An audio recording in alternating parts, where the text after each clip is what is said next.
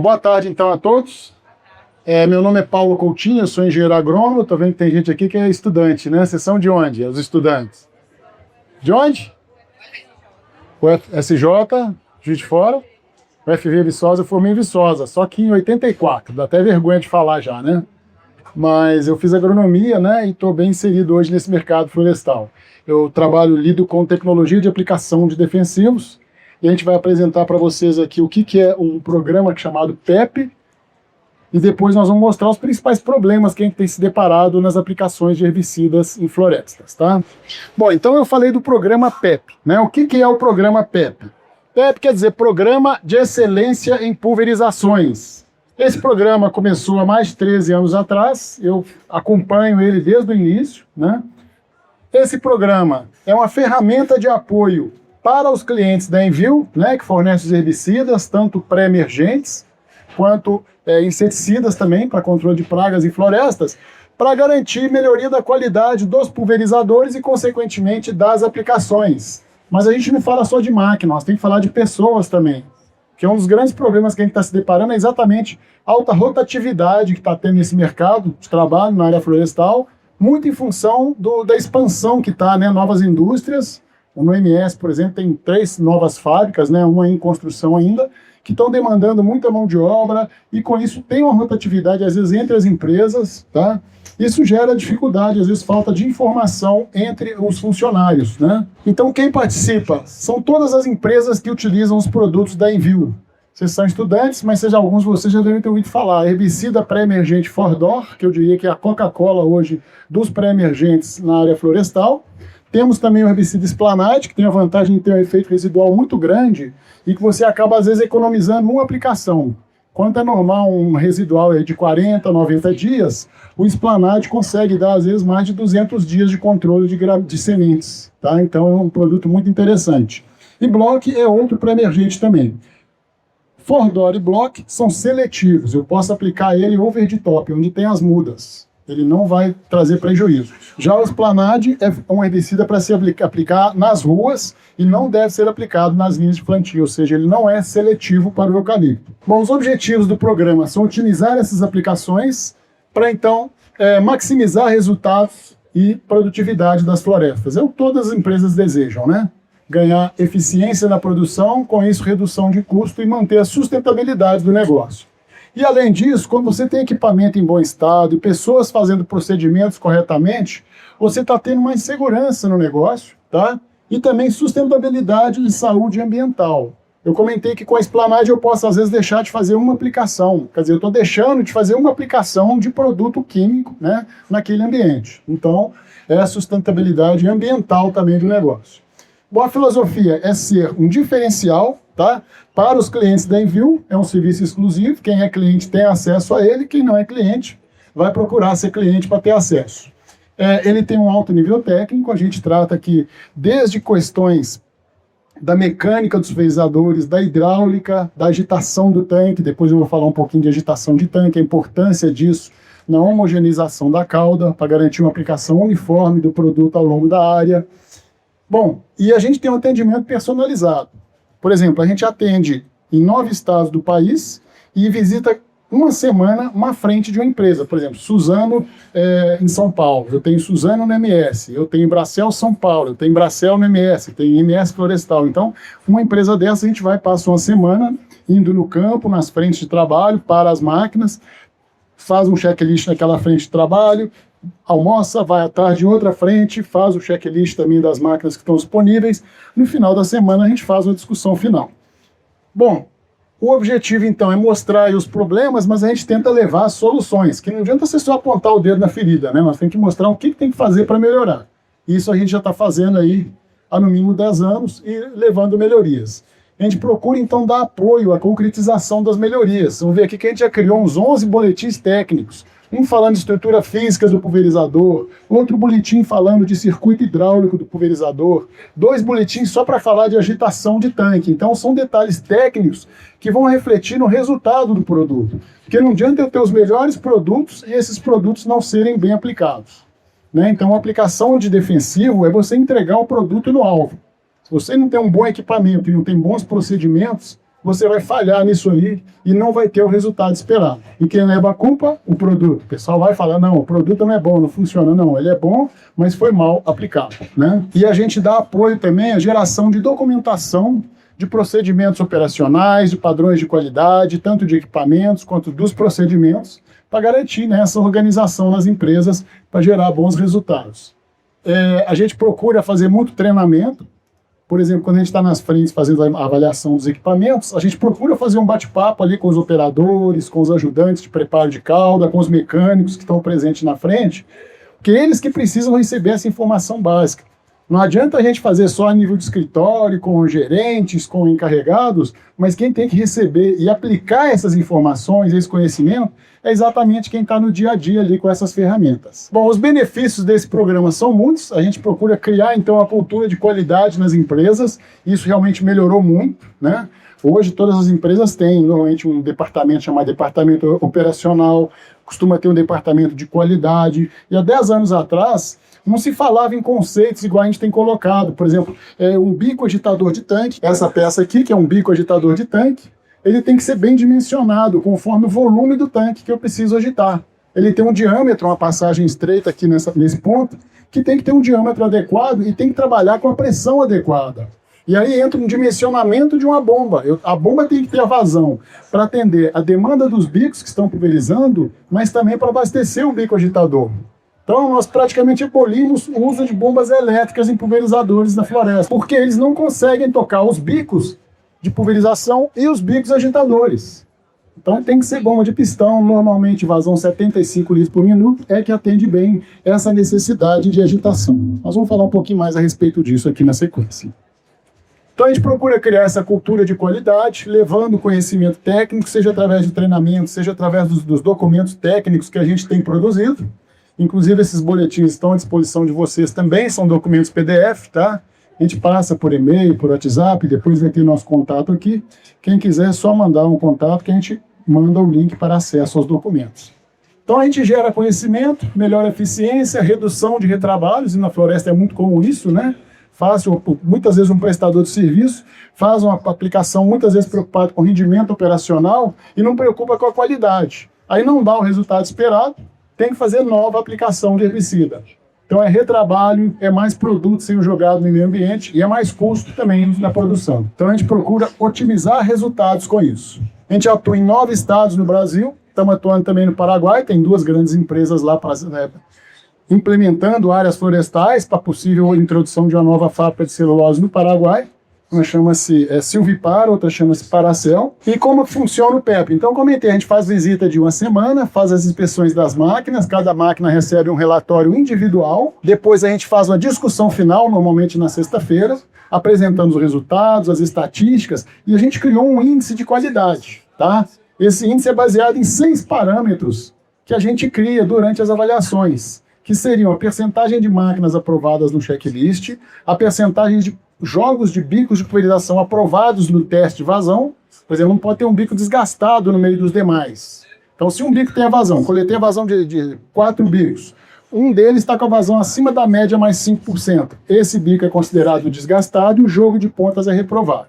Então, percentagem de aprovação do estado geral da máquina através do checklist, percentagem de aprovação dos jogos de pontas, percentagem de aprovação das calibrações, não pode ter um desvio de mais de 5% na calibração, entre o volume esperado no bico e o volume coletado ali na aferição. E também a gente faz uma inspeção visual da agitação. Eu tenho que chegar lá na boca do tanque e ver uma ondulação significativa na cauda, mostrando que aquele sistema está funcionando. Porque não adianta eu só chegar lá na máquina, ver que temos um bico agitador instalado, mas ele não está funcionando, ou porque está entupido, ele entope, ou porque não tem pressão suficiente na entrada dele. Então, a gente procura ver se realmente está funcional, né, a agitação. E, além disso, a gente pega também a média de conformidade de todos os parâmetros do checklist. São cerca de 40 itens. Vamos dizer que eu avaliei 20 máquinas, 40 itens em cada máquina, e na média de todas essas máquinas, 80% dos itens do checklist estavam ok. Então esse parâmetro vai entrar no índice de qualidade com um fator 80. Bom, a continuidade do programa é a geração de documentos, treinamentos, né, cria-se a demanda, né, de treinamentos, a gente vai fornecer as informações, os treinamentos, seja para operadores, para manutenção, né, os mecânicos, ou às vezes para os encarregados, os técnicos da empresa.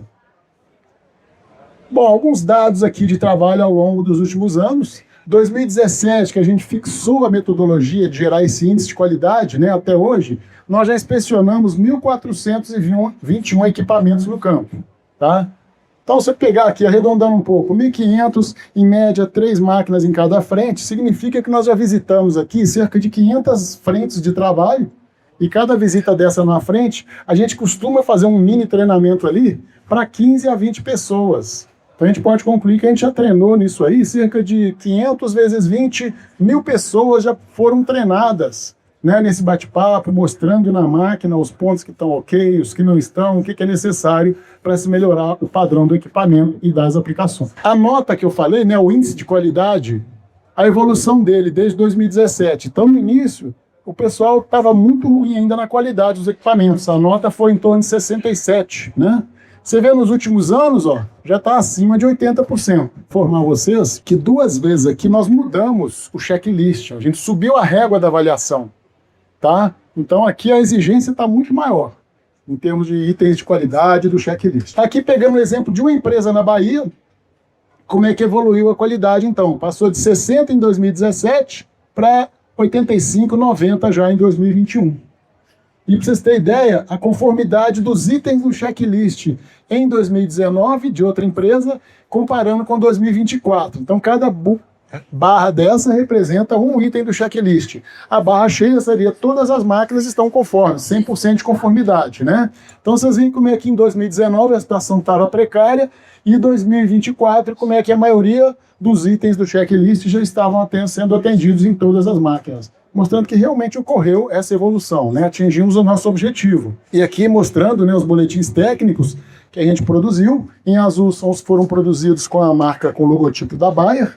Não sei se todos sabem, a Envio é uma empresa que foi criada a partir da divisão da área florestal da Bayer, que passou a ser uma nova empresa com essa marca Envio, tá? Isso há cerca de 3 anos atrás. Então os que estão em rosa aqui já são os que já estão saindo com o logotipo e com a marca da Envio. Esses documentos que eu comentei que estão à disposição de vocês, tá? São documentos em PDF, basta pegar nosso contato no final, que a gente tem o maior prazer de compartilhar com vocês. Bom, principais pontos de melhoria que a gente identificou então, ao longo desses 13 anos que a gente já vem fazendo esse trabalho de inspeção de pulverizadores na área florestal, destacando aqui, primeiro as aplicações de herbicidas pré-emergentes seletivos, como o Block, o Esplanade, que normalmente são aplicados com a utilização da Conceição. Então, preparo de cauda, gente, procedimento de preparo de cauda.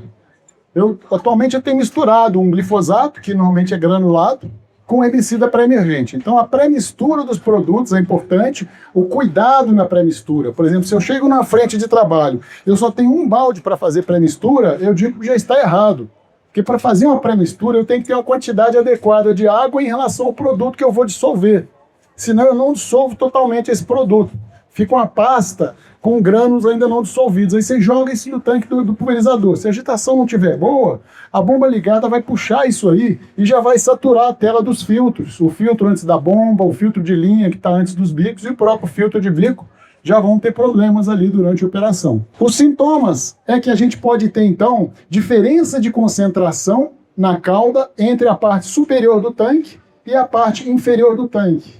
Então você estaria aplicando uma cauda desuniforme. Eu começo a aplicação, o tanque está cheio, eu posso estar jogando mais dose do produto aqui. Chegou lá no final, eu estou jogando água rala, afetando assim a dosagem do produto. E o controle ao longo da área não vai ser tão eficiente, né, com a mesma qualidade. Aqui dando um zoom, vocês estão vendo precipitado, isso aqui foi coletado em cima do tanque, pela boca do tanque, usando luva e EPI, é claro. E aqui coletado no bico. A bomba puxa por baixo do tanque, por baixo. Então aqui a gente vê o que estava em cima e o que estava embaixo no tanque. Vê se vocês conseguem enxergar aqui, ó, a diferença no precipitado. A gente deixa parado um certo tempo, precipita, né, principalmente o glifosato. E aqui você vê então a diferença de concentração. Tem no mínimo 3 vezes mais produto aqui no fundo do tanque do que em cima. Isso significa que você está fazendo uma má distribuição, então, do herbicida ao longo da aplicação. E sintomas, né? Como eu falei, filtro, gente, aqui é um filtro de bico, né? Filtro é para reter impureza. Se você pega um filtro, seja o de bico, seja o de linha, seja aquele filtro principal antes do pulverizador, e está vendo produto nele, é sinal que você tem que melhorar seu procedimento de preparo de calda e a agitação do tanque do pulverizador, ok? E aqui eu estou mostrando uma inspeção visual do bico agitador. Essa peça aqui, se eu tirar essa porca aqui e puxar, sai um cartucho. E ele tem um orifício, uma cerâmica com orifício reduzido. Pode ser 2, 3, 4, 5, até 9 milímetros. Dependendo do tamanho do meu tanque, eu vou escolher esse diâmetro para ter uma agitação eficiente, tá? Esse que está aqui, ele está com orifício de 3 milímetros. Isso aqui, gente, essa corneta, é o que a gente chama de um venturi. O venturi, o que que ele faz? O líquido passando aqui nessa parte mais estreita, no orifício de 3 milímetros, vai criar uma redução de pressão nesse ponto aqui. Cria uma sucção. Por exemplo, se entra 15, 20 litros por minuto aqui, 5 bares de pressão para isso acontecer, tá? 20 litros por minuto vão entrar aqui, ele vai puxar 180 e vai mandar nessa boca aqui 200 litros por minuto. Então aí ele vai fazer uma boa agitação, tá? E a regra é o seguinte, eu tenho que ter, para uma boa agitação, a capacidade de movimentar até 20% do volume do tanque por minuto. Então eu digo para vocês, esse bico agitador a 5 bares de pressão manda 200 litros por minuto, ou seja, ele pode fazer uma boa agitação num tanque de 1000 litros. 200 litros, 20% de 1000 litros, ok? Se eu tenho um tanque de 2000 litros, eu preciso de 2 bicos agitadores desses. Normalmente a gente põe um de um lado, um outro do outro lado oposto e desalinha eles assim para criar um movimento giratório. Eles ficam posicionados no fundo do tanque, porque ele tem que estar envolvido com água, né? Porque está aspirando água aqui, então ele tem que estar envolvido pela cauda, tá certo? E para eu conseguir 5 bares no bico agitador, primeiro eu preciso de uma bomba dimensionada para ter a vazão e a capacidade de gerar essa pressão. E não basta, pessoal, eu ter a bomba. Eu tenho que ter o comando que permita eu regular a pressão do bico agitador. E hoje não. Antigamente, os pulverizadores têm uma válvula que regula a pressão da pulverização, né? Todos têm. E antigamente, a pressão no bico agitador era a mesma pressão da calibração. E normalmente as calibrações dos bicos que estão pulverizando está girando em torno de 2 a 3 bares. E bico agitador, gente, ele precisa de no mínimo 3 bares para trabalhar. O ideal é que ele trabalhe em torno de 5 bares. Então como que eu resolvo isso? Eu preciso de uma válvula específica só para ajustar a pressão do bico agitador. Então a gente criou o conceito de um comando duplo. Comando é um conjunto de válvulas. Então isso que vocês estão vendo aqui, gente, é um comando duplo. Essa válvula aqui é a que regula a pressão da agitação e essa que eu estou segurando ele aqui é a que regula a pressão da pulverização independente uma da outra. E aqui eu tenho 4 seções que podem ser abertas e fechadas, por exemplo, lado direito, lado esquerdo, se for um barrão, né, uma barra de 12 metros, posso ter 4 seções, tá? E aqui uma válvula que vai abrir e fechar a agitação, tá? Assim, no final do tanque. O bico agitador, com essa eficiência boa que ele tem, ele pode fazer muita espuma quando o tanque está no final. Então é importante que o comando tenha a capacidade de desligar a agitação sem comprometer a pressão da pulverização. Aí só um comando como esse aqui vai conseguir fazer isso. E hoje eu tenho a felicidade de dizer que na feira aqui já tem 2 fabricantes de equipamentos para a área florestal que utilizam esse conceito, que estão com esse comando aqui, permitindo essa regulagem da pressão da agitação independente da regulagem da pulverização. Um é o equipamento de cor verde, de Santa Catarina, e o outro é um cor laranja, que está aqui atrás, de uma empresa do interior de São Paulo, tá? Ambos estão já de acordo com esse conceito. Então, solução para esses problemas de preparo de calda e agitação de tanque é otimizar os equipamentos. O equipamento verde, que vocês vão ver aqui de Santa Catarina, vocês vão ver que a forma dele é muito parecida com isso aqui. Isso aqui é um conceito que eu criei no boletim técnico chamado Estrutura Física Otimizada de um Pulverizador Florestal, e que significa que essa barra aqui de pulverização está numa altura mais alta. Tradicionalmente, a barra está mais ou menos nessa altura aqui. Aqui é a saia da Conceição, né? E a barra, tradicionalmente, ela é posicionada a 60 a 70 centímetros de altura. Só que na Conceição, a gente aplica normalmente, antigamente só aplicava glifosato. Hoje que está se misturando para ganhar mais eficiência, mais tempo de controle, os pré-emergentes. Mas a Conceição, tipicamente, aplicaria glifosato. Ele é um herbicida de contato ou sistêmico, gente, o glifosato? Sistêmico, né? Bom, ele é pós-emergente. Então, o alvo do glifosato são as folhas, concordam? Para emergente, o alvo é o solo, né, para controlar a sementeira. No caso do pós-emergente, o bico tem que estar distante, no mínimo 50 centímetros acima do alvo, para que os leques se cruzem e tenham uma boa uniformidade da distribuição. Então você imagina uma Conceição que tem um bico a 70 centímetros de altura, passa sobre uma braquiária que tem 60 centímetros de altura, a braquiária vai passar lambendo os bicos, vai gerar um escorrimento naquelas folhas que estão rente aos bicos, e entre um bico e outro, as folhas não vão receber o produto. Então cria um problema muito sério de distribuição. Tá? Então, nós estamos preconizando essa barra aqui a no mínimo 1,10 m de altura. Então, uma estrutura como essa já possibilita isso. É exatamente o que vocês vão ver ali depois no implemento da Cor Verde ali de Santa Catarina. E melhoria de procedimento operacional. Então eu falei que tem que ter uma quantidade de água adequada para eu fazer corretamente a pré-mistura. Uma relação legal seria, no mínimo, 3 partes de água para uma parte de granulado.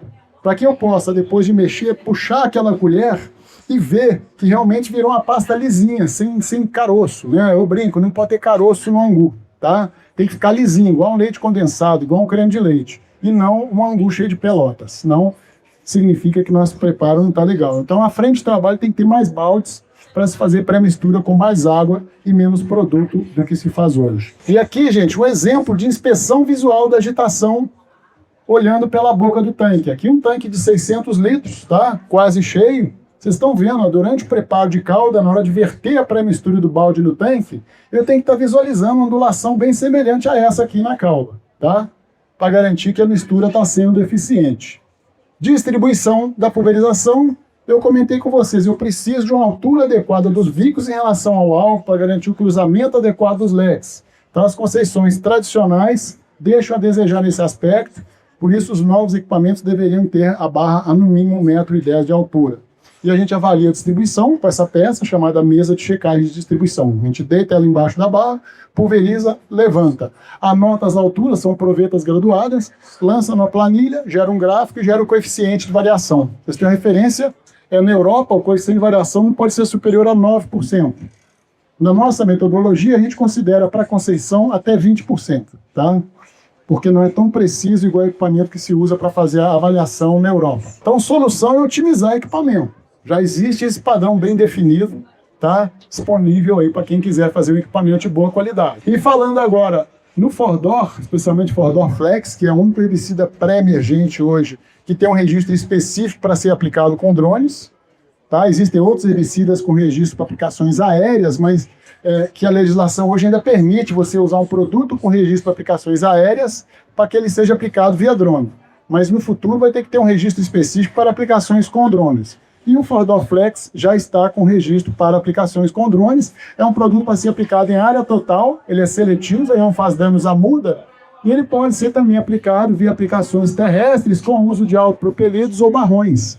E nesses equipamentos, os principais problemas que a gente tem que se deparado são os mesmos: preparo de calda e agitação de tanque, que precisam ser otimizados, tá? Melhoria do equipamento e do procedimento operacional.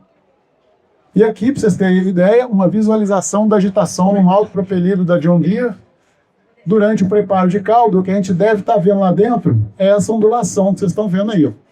Uma movimentação muito intensa. Para vocês terem ideia, esse tanque aqui, antigamente ele tinha 2 bicos agitadores de 9 milímetros. Atualmente, com essa tendência de misturar mais produtos, especialmente na agricultura, né, que se fazem caldas aí com 9, 10 produtos, eles já modificaram para com 4 bicos agitadores de 9 milímetros. E falando agora em drone, né, que é a tônica da vez e que está crescendo cada vez mais o uso de drone, especialmente nessas aplicações pré-plantio, né, dessecação com glifosato e muitas vezes já misturando um produto como o Fordor Flex. Aí nós temos alguns pontos de atenção. Preparo de calda, mesma coisa que eu falei. Atenção na pré-mistura, agitação bem intensa, bem adequada naquele tanque de preparo de calda. Normalmente é um tanque maior aí dos 600, às vezes 1.000 litros de calda, que é utilizado para fazer a calda do drone. Fazer um monitoramento climático durante a aplicação. Não adianta o pessoal somente ter um monitor climático e no início da aplicação, que está bem cedinho ali, condição boa, ele anota as condições para lançar no relatório. Não. O ideal é usar equipamentos, monitores climáticos portáteis, que gerem o registro das condições climáticas, que gerem um gráfico da evolução de cada parâmetro ao longo daquele período que ele está aplicando. Vamos dizer, começou às 7 da manhã e terminou às 9h30, 10 horas.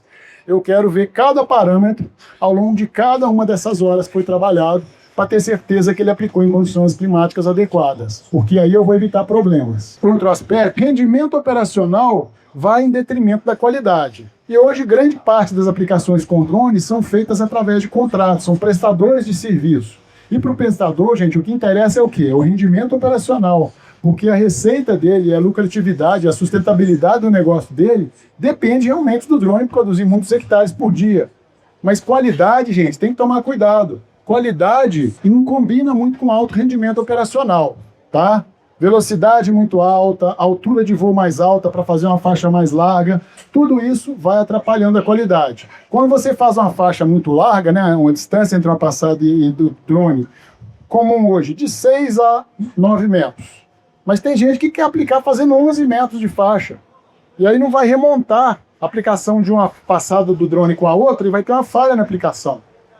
Isso aí você vê claramente em fotos aéreas, lavouras de soja onde aplicou fungicida, você vê direitinho as faixas ali, quando a soja já está maturando, mais desfolhadas, ou seja, o fungicida não pegou bem ali nesses riscos que você passa a ver na lavoura, porque não houve uma faixa adequada de trabalho do drone. Então tudo isso aqui que está ligado à qualidade é o que a gente chama de configurações das aplicações. Então, fazendo didaticamente aqui, quais são as configurações de uma aplicação de drone? Você tem que definir o volume de aplicação, está se usando hoje entre 10 a 20 vis por hectare, na maioria das vezes, e se depender do prestador é 10. E já tem uns malucos aí que estão querendo fazer com 7, gente aplicando produto só em óleo, querendo trabalhar 3, 5 litros por hectare, mas isso obriga ele a fazer uma gota extremamente fina, que o vento carrega com facilidade, e o risco de deriva e não chegar o que tem que chegar no alvo é muito grande, tá? Tem que tomar muito cuidado.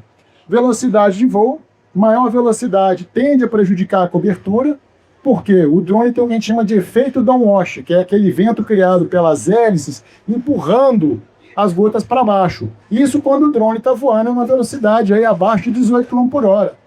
Quando vocês virem no YouTube, né, ou na internet, vídeo de divulgação dos drones, quando o drone está voando devagarzinho, você vê direitinho, a névoa vai toda para baixo. Só que na hora de trabalhar no campo, eles estão andando a 25, 30 km por hora. Aí o drone está andando, a névoa já sai inclinada assim para trás, fazendo um véu de noiva. Esse véu de noiva está exposto, então, às condições ambientais, ao vento, à temperatura, à umidade do ar, ou seja, pode ser carregado pela deriva, né, o vento, ou perdidas por evaporação e não chegar produto no alvo.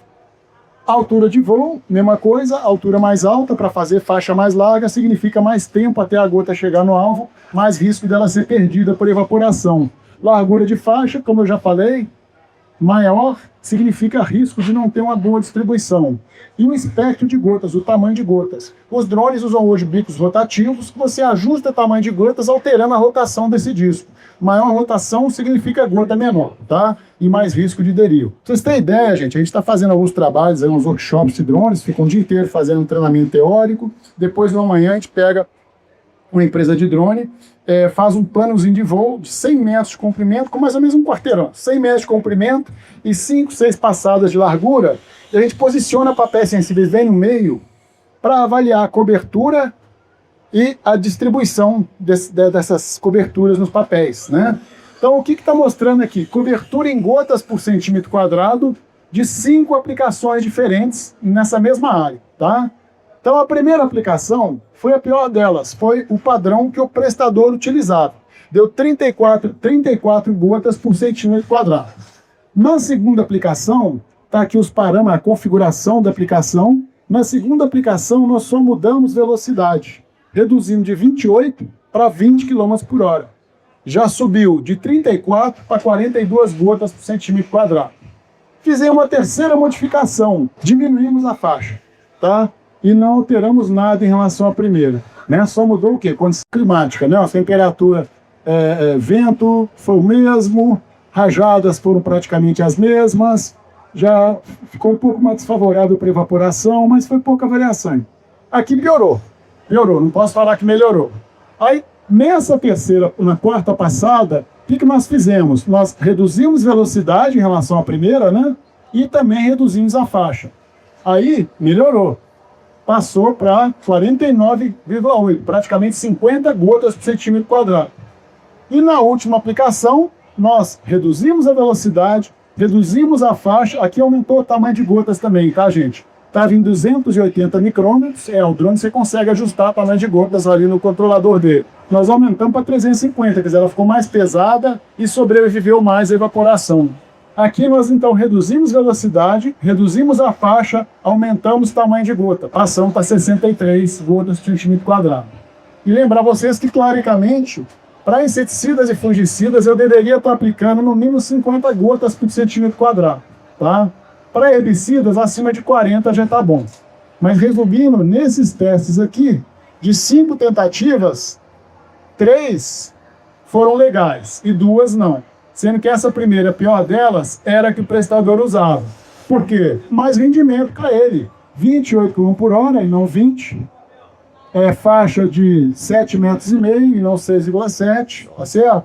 Então mostrando que cada um desses parâmetros, se você alterar, você pode melhorar ou pode piorar também. Tem que fazer isso com bom senso. E testar, avaliar. Não ter uma receita de bolo que vai ser a ideal para todo modelo de drone, para toda a cauda também afeta o tamanho da gota que o disco rotativo vai fazer, entendeu? Então, envolve realmente você fazer a experimentação, você avaliar, usar papel sensível. Hoje existem equipamentos que fazem a leitura do papel sensível, vocês vão ouvir falar em Dropscan, Dropscope, tem um argentino muito legal, chama Spray Guru, tá? São vários equipamentos que você pode usar para fazer essa contagem de gotas, determina também o tamanho das gotas no papel sensível e várias outras informações. Bom, gente, considerações finais, então, a gente coloca, né? As melhorias que já estão se consolidando necessitam ser aceleradas. O que eu quero dizer com isso? Gente, vamos parar de falar de problema arroz com feijão e vamos ficar agora nos detalhes mais técnicos, mais sofisticados, igual isso aqui, ó. Isso aqui já tinha que ser uma coisa assim comum, tá? Na cultura técnica de todas as empresas que contratam prestadores, do próprio prestador, ele ter consciência que ele precisa ter equipamento com esses recursos aqui otimizados, tá? Para garantir bons resultados. Mas a gente já tem que partir para novas melhorias. O que eu falo em novas melhorias? Baixar volume de aplicação. Se nós estamos vendo que o drone hoje aplica com 10 litros por hectare, por que nós vamos continuar aplicando na terrestre com 200? Nós podemos, numa primeira etapa, passar para 180, 150. Nós podemos chegar a 100, mas para isso o equipamento tem que estar perfeito. Porque quando eu falo em baixo volume, reduzir volume significa o quê? Cauda mais concentrada. É mais risco de eu ter problema quando eu misturo produtos, né? Maior dose de produto ali na cauda. É maior risco de entupimento de bicos, de filtros, se eu não tiver uma agitação boa, um bom sistema de filtragem. Então exige realmente o equipamento em bom estado. E para vocês terem ideia, né, o que seria o suprassumo hoje de baixa vazão numa aplicação terrestre? O pessoal da Arauco na Argentina já está aplicando numa Conceição 40 litros de cauda por hectare. Estão usando bico rotativo, igual do drone. Tá? E está funcionando.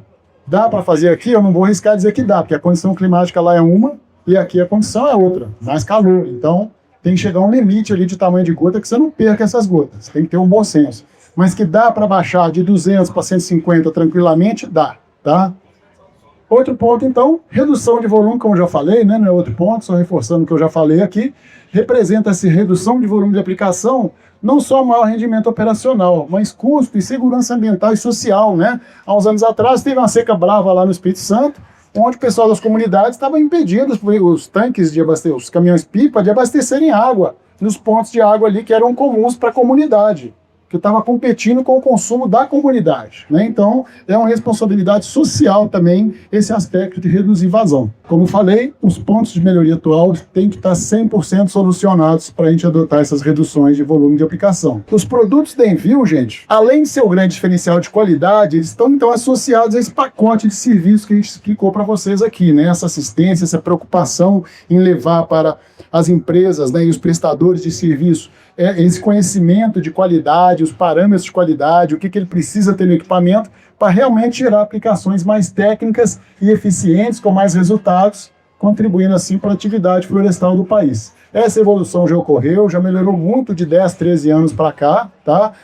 Nos primeiros anos a gente via problema de vazamento, bico diferente na barra, coisas que eu falei, é o arroz com feijão, né? Hoje não, estão caminhando para detalhes mais sofisticados. Se Deus quiser, a gente vai chegar lá devagarzinho, né? Um processo contínuo, especialmente que tem essa questão que eu falei de rotatividade de mão de obra, e hoje a gente chega às vezes numa avaliação dessa e conclui, os equipamentos já estão com nota muito boa, 80% a 90%, mas o que está travacando ainda a qualidade das aplicações? Agora é o fator humano. Tem que dar agora atenção para as pessoas, operador, o mecânico, o ajudante. é treinamento, é conscientização, é produzir um material específico para essas pessoas, treinamento direcionado para eles, na linguagem deles, para a gente consiga garantir procedimentos operacionais que gerem realmente aplicações de qualidade. Beleza, pessoal? Agradeço a vocês a participação, a gente fica à disposição, nosso contato está aqui, quem quiser os boletins técnicos, ficamos à disposição. Alguma pergunta, algum comentário, fiquem à vontade. Se não, muito obrigado e uma boa feira para vocês, tá bom? Valeu, pessoal.